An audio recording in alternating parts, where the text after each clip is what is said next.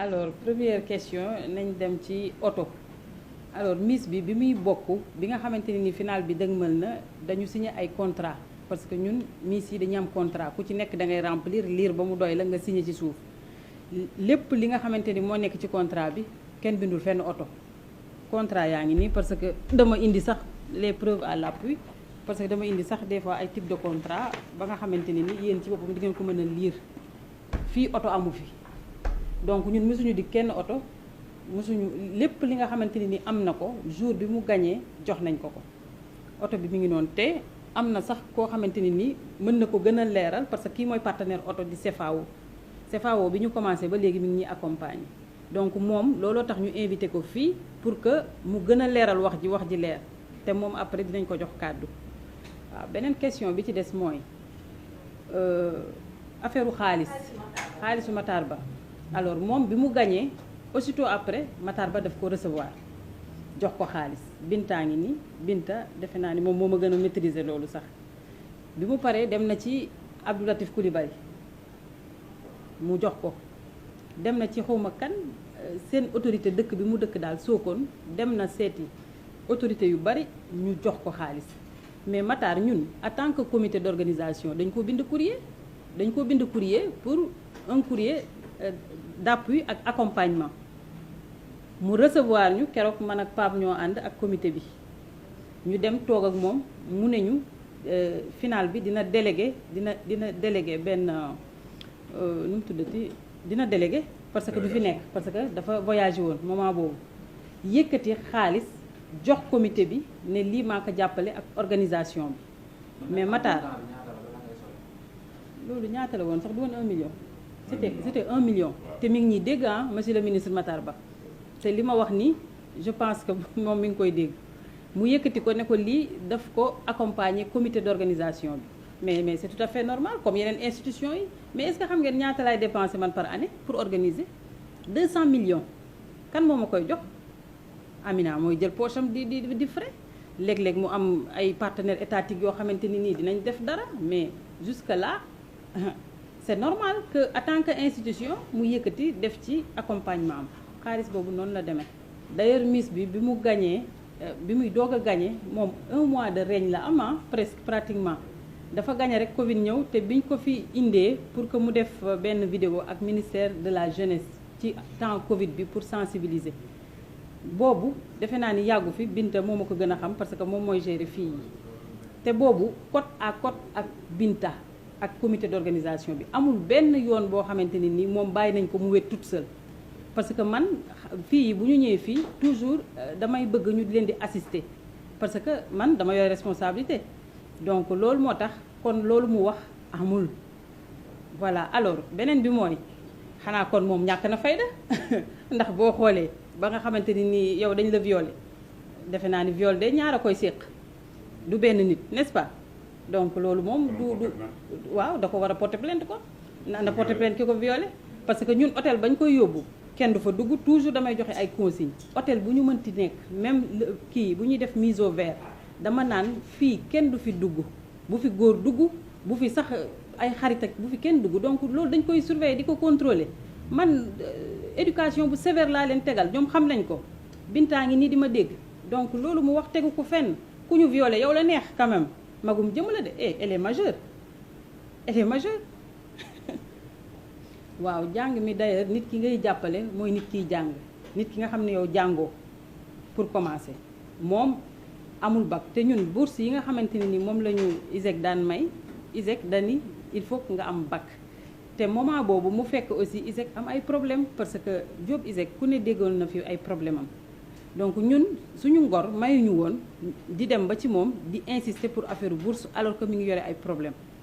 ci loolu laa wëlbatikoo laaj sama benn xarit le DG de ITECOM mi ngi may dégg ma ni ko comme Diop dafa toll ci ay situation diggante est-ce que doo ñu mën a may bourse mu ne ma amul benn problème mais dinaa ko def ngir yow mais il faut ma am les notes yaa ngi nii duma ko wane parce que duma ko publier mais notes yi dafa catastrophe parce que jàngul léegi nag ku mel noonu kon yow jàngoo say note catastrophe ba da nga redoubler moyens yi bu ñu la ko wanee loolu kenn mënu ko yóbbu fenn donc loolu mooy problème mu jàng bi alors loolu mooy vérité bi voilà.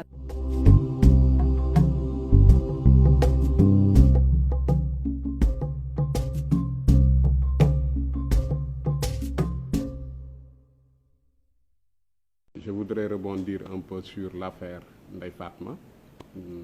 Déjà ñun en tant que comité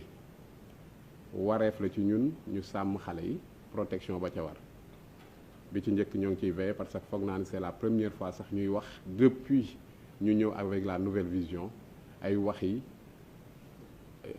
tëdd na ëmb na wala leneen ak leneen ba yegg ci viol. Nous sommes dans un pays de droit. Ndeye Fatma buy jógee fële ñoo koy jox transport yor responsabilité am laaj leen ko ba xam benn yoon mus na ñoo wax ne am na lu ko xoos wala lu ko wokki durant ses séjours te c'est pas la première fois te tamit fu muñ fi ñëwee mus ta tëdd kër ay hôtel lay tëdd hôtel de 4 étoiles te mën nañ leen lim yëpp ndax ñoo ngeeg bon yeeg yëpp muy benn buñ la dee violé te nga ànd ak ay nit war ngaa yooxu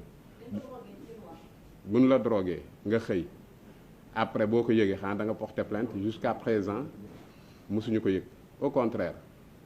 Miss Sénégal tant que ma ngi nekk Miss Sénégal c'est notre produit nous avons le devoir de la protéger te coaching boobu ñu nekkoon ci leen mus di nekk Ndeye Fatma n'a jamais avoué que ni ëmb na yaa ñuy sax yëgal ne doom ji am na 2 ans xëy noo gis nañ bon xam nga nag léeg-léeg des fois le comité quand même c'est une institution warut a mën a forantu nous sommes liés par un contrat avec les Miss ku am lu la ci naqari Ndeye Fatma a reçu de notre part des avertissements parce que génn na def ay sorties soit sur Instagram wala sur la presse mais doon pas pour sax dénigrer mais pour wax alors qu'on l'a demandé de relire sa copie parce que fii bala ngay wax vous demandez l'autorisation du comité ñu orienter communication bi parce que quand même ñun li ñu yor day représenter tout un peuple bu ñu xasee ba ne Miss Sénégal ce n'est plus n'importe qui mooy wax Ndeye Fatma yàlla dafa def mooy Miss bi gën a gàtt couronne mais mooy Miss bi gën a gudd couronne je m'explique Ndeye Fatma ñu ngi ko couronné le 25 janvier 2019 n'est-ce pas 2020 excusez-moi autant pour moi le 25 janvier 2020 lañ ko couronné le 2 mars le corona dugg biir Sénégal donc ci histoire du Sénégal 1 mois de couronnement la Ndeye Fatma am ci 1 mois boobu mën na ne li ñuy wax yépp ci la xew mooy que ni Miss boo gañee danañ la yóbbu ci suñuy partenaire nga remercier leen ni ñu koy defee CFAO ak yeneen partenaires yi fi nekkul danañ dem ñu invité ñu ci ay soirée danañ dem ñu invité ñu ba ci ay écoles yuy def seeni remise de diplôme yooyu jot nañ cee ànd ak moom waaye yim fiy ñëw yëpp amu ci benn yoon boo xamante ne si bàyyi nañ ko dans la main des partenaires kuy drogué day fekk ngeen nekk en privé ñoom ñii di wax bañ nañ ko bu ñu ñëwee mosuñu nangu aucune Miss tëdd seul Miss buy tëdd chambre d'hôtel dañuy boole ñaari Miss ci benn néeg Binta mii mooy responsable des Miss ba bu ñuy voyager Binta mii Turquie ak feneen mooy ànd ak ñoom uniquement pour gestion wu jigéen ñi seeni comportement alors su fekkee ne nag dañ ne dafa am doom wala leneen ak leneen kon kooku déjà bu liiroon koppeem waroon naa mën a xam ni ci contrat bi nga nekk soo ci ëmbee dagg nga contrat ba mosuñu ko yëg amul problème yëg bu may wax yëg li mu tëdd feebar yëpp au contraire nous avons les preuves dañ ñu doon wax ne dafa feebar ba nekk ci dëkku maamam fam nekk du am réseau duñ ko mën a jot téléphone et je cite keneen waxu ko ku dul yaayam parce que en effet xale yi dañ ciy boole ñun il faut comprendre une chose Miss Sénégal appartient à Secoba Secoba du benn groupe buy dox di dem déedéet société la buy agence bu yor buy def événementiel Miss Sénégal nekk produit ci biir Secoba donc nin koy toppee sous contrat amul ne damay am koo xamante ne si mooy sama manager wala déedéet soo xasee nekk Miss Sénégal c'est le comité national qui gère la Miss et ses dauphines parce que ñoom ñi ci des ñëpp ay Miss la ndax dañoo nekk ay Miss régional donc ñun buñ xasee ba tànn suñuy Miss ña ca des continuer nekk Miss régional suñuy événement ñoom la ñuy woo ñu ñëw pour mën ñoo defal lu bari ci liggéey alors donc bu fekkee ne Ndeye Fatma mënuñu ko jot plus de 6 mois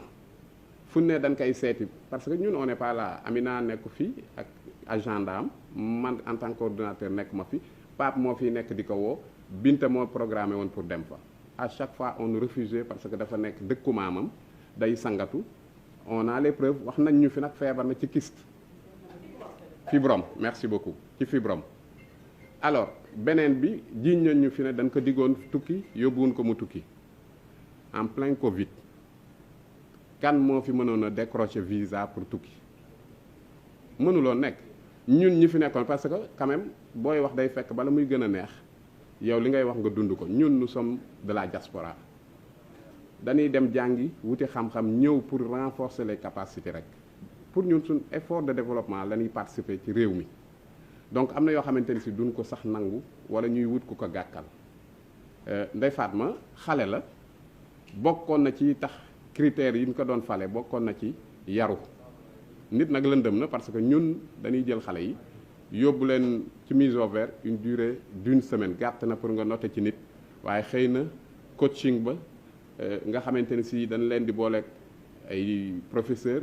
ñu leen di gérer ci communication di leen di toppatoo ci wàllu coaching beauté ak yooyu ñooñu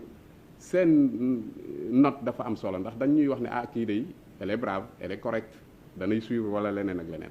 te ñoom ñëpp kenn nëbbu leen ko ci dan naan leen soo ngeen xasee teg seen tànk ban ne prip tàmbali nan seeni note dafa commencé ci lépp nag donc tey kenn ñaanul yàlla am sa produit wëlbatiku di ci wax neexul surtout bu dee ni wax bu naqari rawatina ñun ci nin leen di jàppee tey miis yi ñëpp jàpp na ne dañ naan Amina mooy seen yaay vous voyez Alberta Diatta beaucoup disent oui Alberta parce que non seulement elle a été trop correcte mais en plus elle a intégré le comité national ndax ñun loolu lañ gëm Alberta bu dee ni impacté la moo gën a impacté wu année bi mu waree dem jàngi Italie parce que au-delà de fay na jox nañ la lii jox nañ la lii ñun seen formation moo ñu ëppal solo Alberta devait partir aux États-Unis devait partir en Italie bu Italie bi ren jii lañ koy def parce que Covid moo fi nekkoon kenn mënta voyager une fois on m'a interpellé waa pourtant yow ak Amina yéen a ngi dem entre celui qui a le titre de séjour ak kiy wut visa il faut que ñuy faral di leeral yooyu mbir ñun kuñ ci digg ne la da ngaa war a dem voyage te nii ñu ko diggee kii noonu lañ koy respecté ndax boobu ba tey képp kuñ fi dig miss waxuma miss sax waaye même ces dauphines dañuy ànd ak ñoom yóbbu leen voyage alors loolu li tax ñu koy def it xale yi concentration wu Miss Sénégal dafa métti day yàgg danañ toll foo xamante ni si dañuy obligé nañ dindi pression bi parce que yóbbu leen bitim réew ñu changé xam tuuti dana gën a tax tey bu ñu dee dem ci compétition internationale ñu mën a xam lan moo leen fay fekk lan fay xaar parce que nag quand même le Sénégal doit être représenté dignement bëri na yu ñuy wax école bi nañ ci dellu si man personnellement maa doon topp di laaj tout ce qui était document scolaire pour Ndeye Fatma parce que bi ñu paree effectivement année boobu ak année yi ko jiitu yëpp ISEC moo doon suñ école partenaire di ñu may ay bourse bay may ñi nga xamante ne si ñoom ñooy les dauphines valeur bi suñ ko doon wàññi kenn ku ci nekk ñoom sa surplus yëpp la ñuy jël 5 millions la woon par miss sur miss bi ak 2 dauphinam donc ku ko ci am sax te amagoo bak dan la koy dencal sous forme de bon ba nga am ko Ndeye Fatma nous avons reçu d'elle ay notam de la seconde jusqu'à la terminale amu ci benn boo xamante ni si ci année yi may wax moyenne ba du insuffisante pour leeral que ni bi ñu demee ba ISEC ñun ñu jàpp ne suñ ngor suñ partenaire bu nekkee ci problème war na noo mën a bokk ak moom ca problème ya la présidente de par ses relations personnelles a interpellé le directeur général de l'ITECOM waxtaan ceeg moom mu ne ko danaa la ci accompagner indi ko ñu may ko bourse gratuitement mu def ko topp nan ko 6 mois yoo xamante ni si nangu wuñ ñoo yónnee bulletin yi nangu wuñ ñoo woon yónnee certificat de scolarité bi ban demee ba jot ko nous avons compris parce que tout simplement les notes et les moyennes étaient catastrophiques ensuite nag bëgguloon a ñëw parce que ëmb gi il fallait que mu dissimuler ko officiellement mosuñu ñu ko wax mais dëkk bi boo fi dëkkee ëppoo fi nit ñi mbokk lu la wokk danañ ko xam mais ñun du suñ devoir ñuy dem di divulguer wala di wax ndax waroon nañoo mën a wax mais ñun on a un produit Ndeye Fatma restera toujours Miss Sénégal titre boobu foofu la amee solo que sénégalais yi laaj lan la Miss Sénégal di gagné mooy ne ku xamul valeur couronne bi ngay gagné jarul ngay bokk Miss Sénégal la couronne mooy caabi bi nga xamante ne si moo lay tijjil lépp ci àdduna parce que année bi ngay nekk yor couronne bi année boobu daanaka ci lan lay former ci lan lay wan àdduna boo paree nag ci ngay war a mën a yow en toute responsabilité ak suñ accompagnement intégrer le milieu comme professionnel ndax bu ñu fàtte ne xale yi ñuy jot ay xale la yu jógee ci région yi amuñu formation ba ca war ndax ñun demuñu ci agence yi ne leen proposer nous dañuy fekk xale yoo xamante ne si dans chaque région ñu déplacé wu fa comité régional ba fa nekk organiser boppam ci xale yu fa dëkk bañ nañ ko ba dañuy contrôler ba xam fa la dëkk fa lay jàngee ak yeneen chaque jour dañuy laaj yan mooy critères yi donc yooyu aussi nañ ciy bàyyi xel te man toujours dama koy wax li tax ren ñu préféré defee ko nii nit ñi dañuy rey seen bopp c'est des patriotes ñii ils sont à féliciter le comité Miss Sénégal et à encourager au-delà de seen alal yi ciy dem effort bi ñu ciy def kenn mënu leen kaa wax parce que quand même pare nan nit ñi jàpp ne pare nan mais ba démb ñoo ngi yóbbu ay gan yu ñëwoon kon loolu day wane ne au-delà de participation ci effort de développement bi ñuy def ñu ngi vendre destination Sénégal mais ñu ngi sacrifier seen santé sax parce que 72 heures après kenn tëddagu ci nelaw ci lal 3 heures de temps yu ci mat la présidente foog naa ne ñu bëri xam nañ ko yëg nañ ko clinique daanaka la fanaan ba muy ñëw dañ ko nguufaan indi mais professionnel buy liggéey loolu du ko wane donc li ñuy demandé waat rek ñuy xam ne Sénégal lii du yëfu Amina Badiane du yëfu Seydina du yëfu Binta du yëfu Pape Faye yëfu Sénégal la ñun dañu jàppane bu ñu demee ba ne concours national Miss Sénégal sénégalais yëpp cee war a def bu rafetee nan ne rafetul bu amee lu ci gàkk dañ ñoo war a woo nañu lii gàkk na ci pour ñoom ñi nga xam ne xam nan vraiment ñu teg gën cee teg seen loxo parce que ban tàmbalee ba tey Amina a fait le tour des compères yi fi nekk yëpp seeti leen ne leen ah man day maa jënd droit yi waaye su ma sañoon ñun ñëpp a ciy liggéey c'est le moment de remercier ceux qui ont cru à ce projet di ci ànd ak ñun ba tey ndam li nga xamante ne si ñu ngi xëy chaque jour di ko am yàlla diñ ca dimbali donc ñoo ngi tàllalaat loxo ñëpp nag ci domaine yëpp que ni lii bu baaxee Sénégal la baaxal parce que les images vont de partout tey kiy dem Miss Monde ma ngi war a dem dans 2 jours buñ ko jàppalee bu demee couleuru Sénégal mooy dem ndax duñ ko woo mukk ci turam bu ñuy dugg si dañ naan Miss Sénégal mooy dugg si Sénégal la ñuy woo Missam drapeau Sénégal la ñuy yëkkati ci ginnaaw fond d'écran yi donc yooyu en tout cas au-delà de Ndeye Fatma wala ñi nga xamante ne si ñooy jàpp ci Ndeye Fatma ñu ngi tàllalaat ñëpp loxo wax leen ni ñun lii ñu yor alalu Sénégal la beneen bi umpale wu leen ko bi ñuy soog a fal Ndeye Fatma le buzz était là comme bad buzz nous sommes déployés avec beaucoup de moyens pour dindi bad buzz ba accepter loo Sénégalais yi wan leen dëgg-dëgg lan moo tax ñun Ndeye Fatma ñu tànn ko ban d'accord ci donte gàtt na reñam waaye les Sénégalais finalement am na ay kilifa sax yoo xamante ne si dañ doon wax ne génn def sorti ne non vraiment dafa ñaaw waaye ñoo mujj génnaat waxaat ne ah ndekete kat am nañ Miss parce que xëy na la première photo bay génn kuy jooy da nga ñaaw jël nañ ko ci posture boo xamante ne si baaxul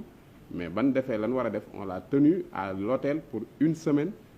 dalal xelam éviter loo ko ay commentaires lecture ak yooyu waxtaan ak moom coaché ko mu génnaat normal ñu def imagine ci war a def liggéey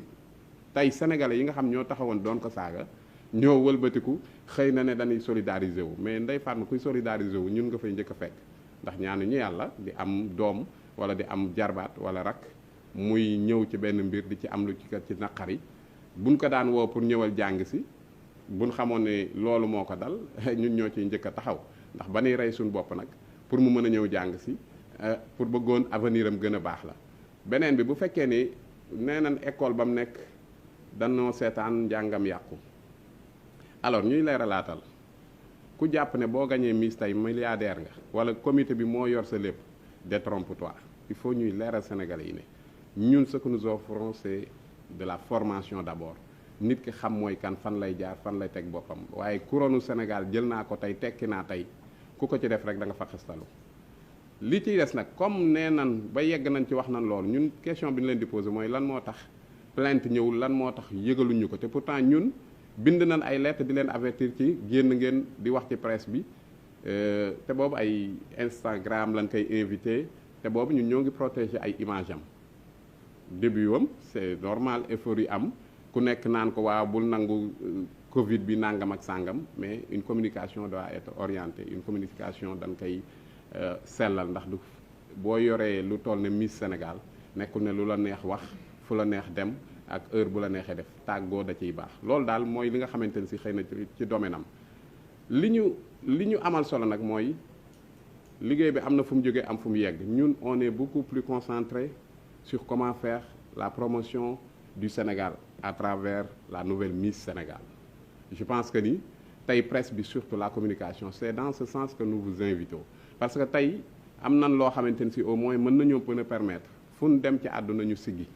waxuma ko yéen a ko wax parce que nous avons donné aux Sénégalais la possibilité de choisir à 50% leur Miss par les votes SMS vote yooyu dafa amoon considération bu ci am c'était pas pour rien ñu jël leen pour 3 semaines dëkkaloo leen ñoom ñëpp pour ñu mën a xamante ci seen biir aujourd'hui groupe bi nga xamante ni si ñoom moom la ñuy partagé ku ca dugg wala nga demoon tey ci statut Miss yi sa yaram day daw parce que benn Miss waxu ci lu ñaaw wala au contraire dañ doon wax loo xamante ni si yow sax en tant que organisateur loolu moom mooy seddal sa xol parce que ñun yi ñu leen di offrir rek yëpp muy moo xam spa la moo xam tukki la moo xam hôtel yi mais ñoom ñoo ciy tëdd ñun tudd ñu ci donc pour dire que ni ñoom li ñu leen di defal sax ñun amuñu ko ci de retour mais suñu ndam mooy am na ay sénégalais yoo xamante ni si ak ay sénégalaises ña ngi ciy jàpp gëm nañ projet bi te ñoo ngi leen di remercier waat di wax ne aussi Miss Sénégal ñun lu ñu gëm la loo xamante ni si dañ ciy bàyyi xel bu baax parce que xam nañ ñan leen séqal te xam nañ ñan ñooy ñuy topp pour mën a apprécier liggéey bi nga xamante ne si ñoo ngi ko ciy def en tout cas une fois de plus ñoo ngi tàllalaat loxo les professionnels di wax ne aussi on ne fuit aucune question lu ñëw danañ ci tontu ca nam war a demee am na nag loo xamante ni si bala nga koy wax da nga koy bàyyi ba waxam jot ndax tamit bu fekkee ni wax dafa jooy ñu ne ko looy jooy mu ne dan maa waxte sama heure jotaguloon mënoon na noo def profil ba mais su boobaa dana mel ne li ñuy wax ci biti yëpp te leeru leen dëgg la donc weddi tuuma la rek ak leeral nit ñi ci li nga xamante ni si ñoo ngi koy def ci liggéey ak leneen loo xamante ni si ñu ngi koy dégg ci biti ñu leeral ci nit ñi amul lenn loo xamante ni si waroon nañ kaa yore Ndeye Fatma te